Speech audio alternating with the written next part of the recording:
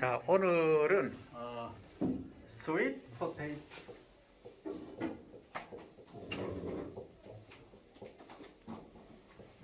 자, 단 감자입니다. 단 감자. 감자인데 달다 이 말이죠. 뭐가 다냐? 이걸 고구마라고 이야기합니다. 고구마는 우리가 과거에 이제 가을에 쌀을 먹기 힘들었을 때, 쌀 먹기가 힘들었을 때, 쌀이 없을 때 대신 해서 먹는 일명 구황작물, 이렇게 부른다. 구황작물이다. 그래서 고구마가 왜 우리나라에 그만큼 중요한 영향을 미쳐왔는가 하는 얘기입니다.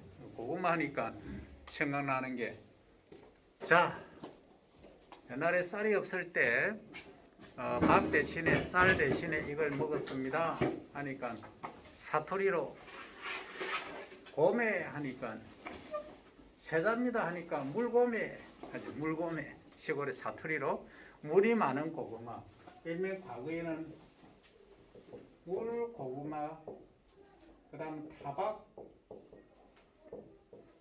고구마, 일명 밤고구마, 이렇게 불렀어요. 크게 이 두 종류였어요. 물고구마 그러니까 물고구마죠. 타박고구마, 타박고구마라고 하는 것은 약간 차진, 약간 그 하드한 그걸 말하죠.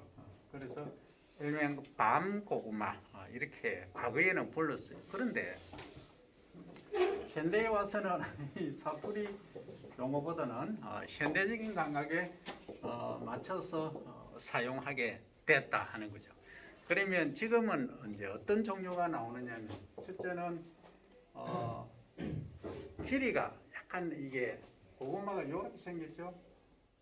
어떤 거는 이렇게 생겼죠. 어떤 것도 이렇게 생겼습니다.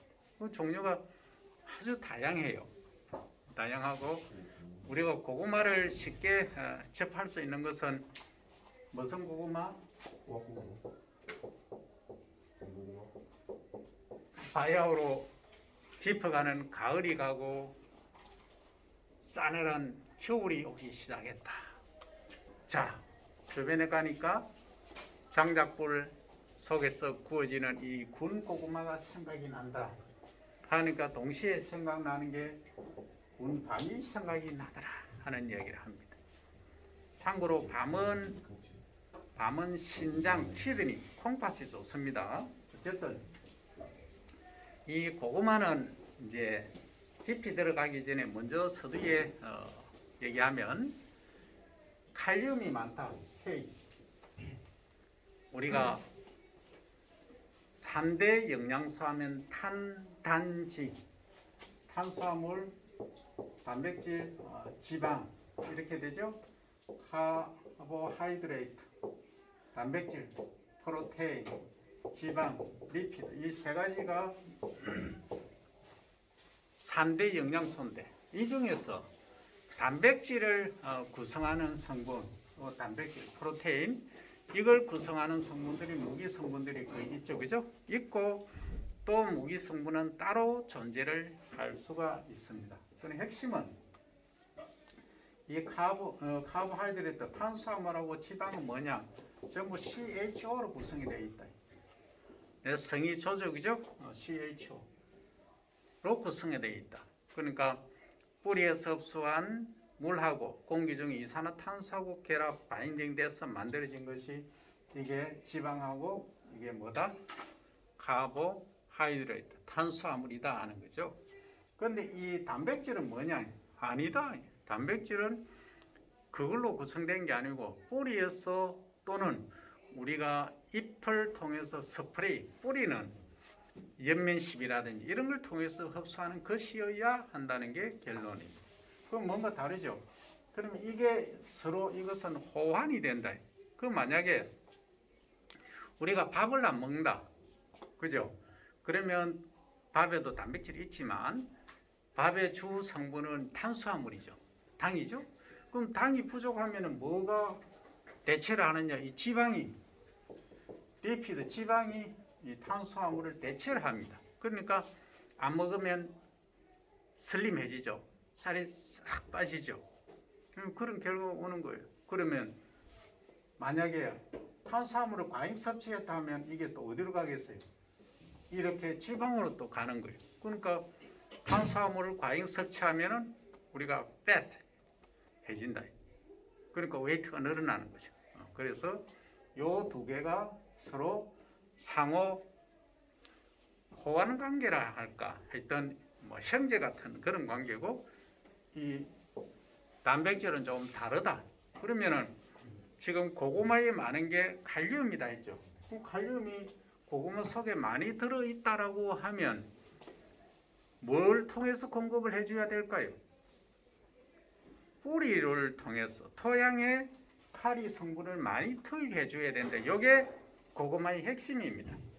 다른 거는 NPK 이렇게 하는데 보통 이게 10이면 이게 8, 이게 7, 뭐 또는 8 이렇게 되는데, 통상적으로 이거는 N이 10이면 P가 8이면 이건 20이 돼야 된다. 그 정도로 고구마는 뭐가 중요하다? 이 칼륨이 중요하다는 얘기입니다. 카리씨. 그러니까 칼륨은 주로 어디에 있느냐? 카리 비료를 많이 주는 화학 비료를 줘도 되지만 이 컴포스트 대비죠? 대비 속에 많이 있다. 그래서 통상적으로 우리가 작물을 재배할 때는 콩도 마찬가지입니다만 보통 1톤이죠. 퍼 헤나르. 그러면 요게 헥타르 단위로 하면은 10톤 정도의 뭘 준다? 컴포스트, 퇴비를 주는데, 이 고구마를 정수를 하려고 하면, 정수는 수량을 높이려고 하면 뭘 많이 줘야 되느냐? 컴포스트를 많이 준 최대 헥타르당 20톤 정도 줘야 된다. 헥타르는 뭐예요? 가로 100m, 세로 100m죠? 가로 100m, 세로 100m가 1헥타르입니다. 그죠? 몇 제곱미터? 10,000제곱미터. 10,000제곱미터에 20톤의 퇴비, 컴포스트를 주면 고구마가 아주 잘 된다. 그러면 이제 고구마 종류를 우리가 이야기를 했는데 그림을 이렇게 그려봤어요. 그럼 물론 이렇게 생긴 것도 있고 또 다르게 생긴 것도 있어요. 통상적으로. 그러면 우리가 이제 스마트하게 생각해 보면, 스마트한 게 뭡니까? 결국은 내가 생산할 때 코스트를 줄이고 소비자가 찾는, 소비자가 원하는 고구마를 만들어야 된다. 그럼 요즘 고구마 가만히 한번 생각해 봅시다. 이렇게 예를 들어서 사이즈로 갑니다. 요런 고구마 있고, 이런 고구마 있고, 이 땅하는 고구마 있다. 예를 들어서 1번, 2번, 3번. 자, 1번 선호하는 사람, 2번 선호하는 사람, 3번 선호하는 사람. 아무것도 이거 외에 뭐 별 이거 선호하는 사람. 예를 들어서 10대 2대 1 제로. 뭘 의미하느냐? 이렇게 사이즈가 작으면서 날씬이를 좋아한다. 먹기가 좋다. 그 몇 그램이냐? 60에서 100g 사이입니다. 하나가. 계란보다 조금 큰 게 좋다 이거예요. 그 먹기 좋다 이거죠. 그러면 우리가 전분 생산량으로 보면은 실제 어느 게 좋아요? 이렇게 커야지. 커야 좋은데 지금 소비자는 그걸 원치 않아요. 그러면 큰 게 좋다 하면 이제 조금 스페셜한 케이스지. 그러니까 모든 생물종이 다양하듯이 사람 간에도 다 다양성이 존재합니다. 뭔 얘야 조그만한 거 그거 뭐 먹고 되냐? 고구마는 섬유질이 많으니까 건강에 좋다. 비타민도 많으니까 좋다. 뭐 카로틴이 있다 좋다. 그거는 다 알아. 누구나 다 알아요. 다 아는데 야 먹다가 남기니까 뭔가 좀 불편해. 그러니까 하나 그냥 먹고 간식거리로 하면 좋겠다 해서 선택하는 게 1번이라는 얘기. 그러면 자, 우리가 어디에 포커싱을 두냐?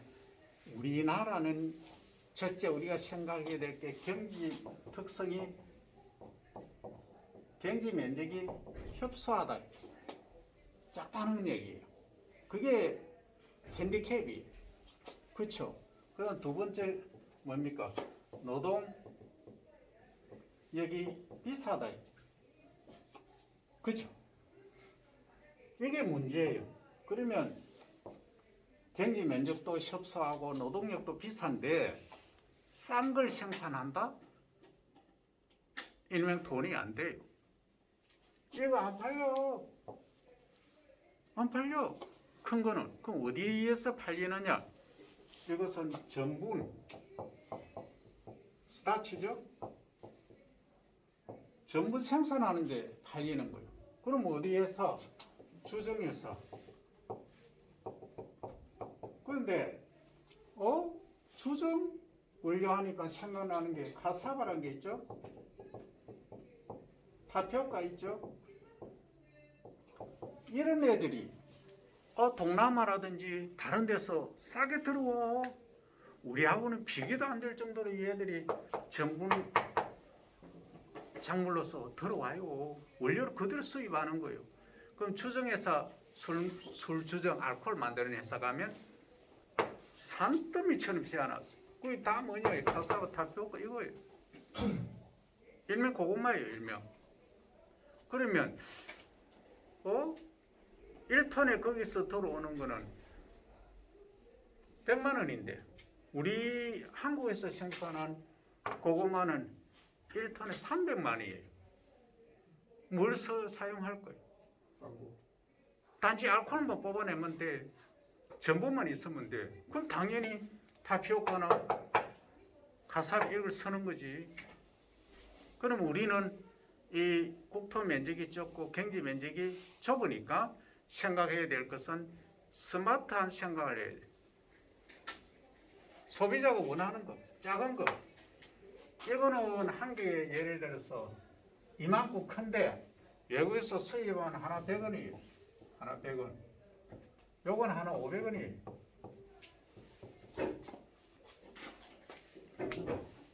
뭘 선택할 거냐? 그래서 우리 농가에서 선택할 것은 이것이다. 그러면 질문을 하겠죠. 그런 품종이 있습니까? 누가 할 일이? 그 품종을 만드는 건 우리가 할 일이에요.